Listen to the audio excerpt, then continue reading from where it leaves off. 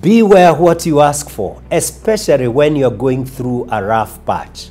Welcome to CITAM Church Online. This is Reverend Karita Mbagara, Senior Pastor at CITAM Karen.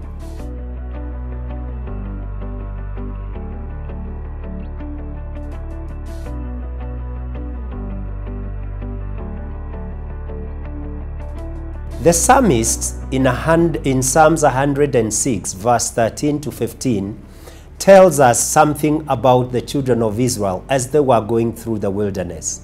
He seems to be influenced by the fact that as human beings, we go through a cycle. And the cycle starts with believing, then praising, forgetting, and then we are tested or tempted. And when we read the passage from verse 13 to 15, it says, "But they soon forgot what he had done and did not wait for his plan to unfold.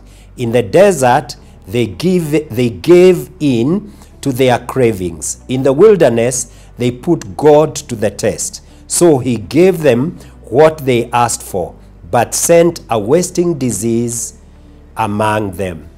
In this passage, we see the scenes of what I call the scenes of the wilderness, or the scenes of carnality. It starts by saying that they forgot.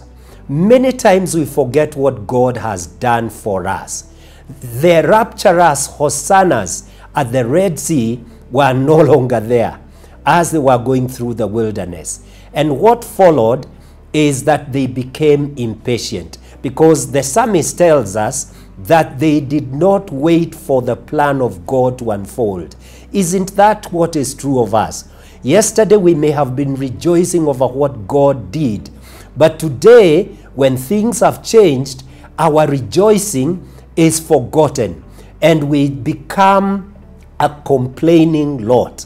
And may God help us to be delivered from this. But how does this happen? They became impatient.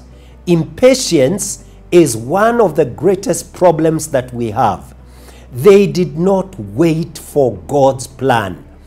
How does impatience work? You see, the vice of impatience comes from the presumption of God's grace, where we become presumptuous of God, or we assume that God must come through for us. But there are virtues of patience that we need to have if we are going to be overcomers. Patience arrives in our lives when we acknowledge that all that happens in our lives is because of the grace of God. When we forget that it is all of grace, we become impatient. But when we remember the grace of God, then we will be patient. I also want to mention, when impatience has its part in our lives, we give in to our cravings. We give in to the desires of the flesh. We give in to what the Bible will call carnality. We now become indulgent. We start asking for things that our bodies are asking for. You see, the flesh hankers for what we do not currently have. We start desiring the things that we don't have, because what we have, have lost their meaning.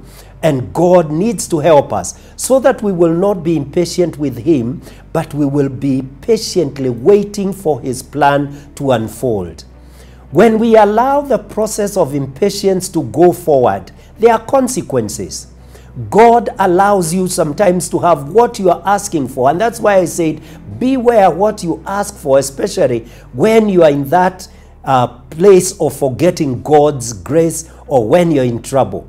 The consequences are that you get what you are craving for, and sometimes you go and get it, but it gives an appearance of being blessed, but with it comes destruction.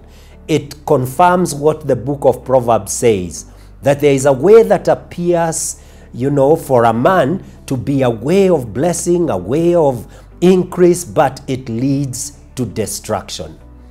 I want to say that God needs to help you and to help me to have self-control when we are in a rough patch. I think also we can avoid these consequences by remembering the acts of God in the past, the acts of God in our lives. And do not pamper the flesh. Do not pamper the desires of the flesh. And then you will be an overcomer. And you can wait for God, because God always has a good plan for you. I pray that you will wait on God, because God never makes mistakes, even when we are in trouble. And He has our welfare in mind in all situations. I would want to hear what you think about what I have said by your writing back to me through the contacts that are below. And may the Lord bless you even as you go through that difficult time, putting your trust and confidence in God. Thank you.